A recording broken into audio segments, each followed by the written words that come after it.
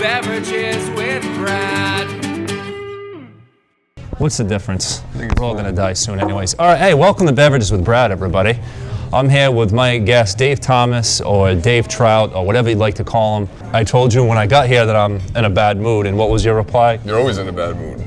But this time I have a good reason, Dave, because I'm losing gigs because everyone's scared to go outside. Tell me your opinion on this corona thing, because it doesn't seem to be stressing you out near as much as it's stressing me out. I'm stressed out about it. I'm stressed out about it because I have asthma, so they say it happened, underlying conditions, that's the people who are getting killed, and that's people who can't breathe are really at risk. I already can't breathe. At the same time, I'm not going crazy. I can't wait to see how viral this episode goes when you die. Yeah. This is going to be my most watched episode. Everybody in the local scenes. You got it. Everybody in the local scenes will be wearing shirts with your picture on it, like Tupac. That'd be phenomenal. That's the way I want to go. I want to be known as the Corona Kid. I wanted to be on the show so bad, and now I'm on the official coronavirus episode. Right. So. I'm sure your family's going to love this episode. Yeah. So Dave, you wear many hats. You're a janitor first and foremost. That's probably your proudest achievement. But you're also you're a poet. Yep. Right. And you're a comedian. Yep. You're a photographer of half-naked women. Yeah. You make handbags or something, I feel like. All types of stuff. Tell me about why or how you got into the industry of taking pictures of girls with their clothes off, and why any of them would agree to that. So, because I used to post my poetry on Instagram all the time. Is that how you got the women?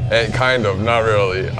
And nobody would read the poetry. I'd just get like a like, and it'd be from my mom. I was like, maybe if I started taking pictures and putting them with the poems, that would work. And it just so happened that the very first one I did involved a naked female, and somebody posed for me, and it just spiraled from there. You do realize at that point no one's reading the poem, right? Yeah, no, you're like the articles in Playboy magazine. See, that's the part that blew my mind, is because I think like the first picture I ever posted of like a half-naked girl, I got like 100 and something likes, and I was like, well, that's probably the way I should have expected that to go. And then, but people were commenting, and they were like, oh my God, the caption, and I was like, wow, they actually paid attention. And those people are just trying to feel better about themselves.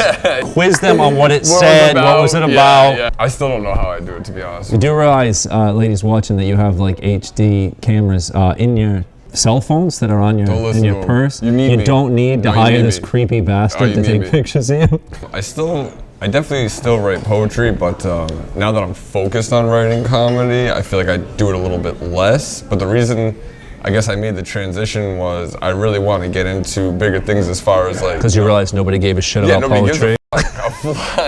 You think a comedy open mic is bad? Go to a poetry open mic. That doesn't sound enjoyable. You want to hear something even worse? Before I was doing comedy, I would go to comedy open mics to perform my poetry, because I had nowhere else to go. Yes, I want to be a writer. I just want to be a writer, whether that's a comedy writer. I mean, I was lucky enough to get published, have some of my poetry published last year. When you say your poetry was published, where was it published? There was a book that came out. It was an anthology of New England poets, and I got selected to be in that. But you don't get any money. Yeah, I get nothing. How do you make money in poetry?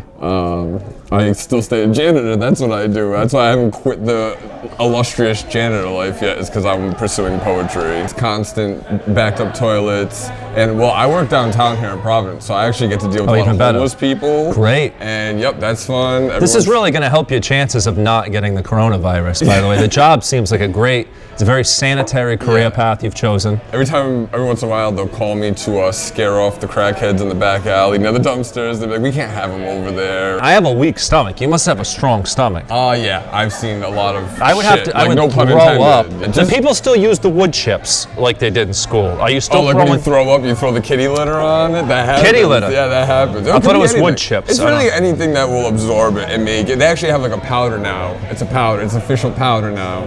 Wow. Boy, have times changed. Science, baby. It never stops. If you could have any superpower, what would it be? Teleportation. Like Nightcrawler. Yeah, that's my favorite X-Men. Now, wouldn't you be concerned though, about accidentally getting stuck in a wall, or you're like, oh, I want to teleport outside and get hit by a truck or something like that? That's the fun of it. I think that's got to be part of the fun of it, right? It's like having respiratory issues with the corona on the loose. That's the you fun like of it. you like to live dangerously. That's it. I'm a glutton for punishment, man.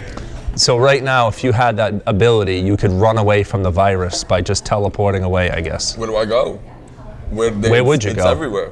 Antarctica? I feel like it's probably they're probably doing fine in Antarctica. They probably are, all 100 people are doing fine in Antarctica. Yeah, if you're in Antarctica and you're watching the show and you'd like to book me to perform comedy for you or perhaps a karaoke gig, please fly me out. I don't have the virus. I don't like being cold very much. I feel like I wouldn't like the weather. I wouldn't go with you on that trip. I weigh like 104 pounds. So anything under 50 degrees is just brutal. Too cold for me. Yeah, it's definitely for me.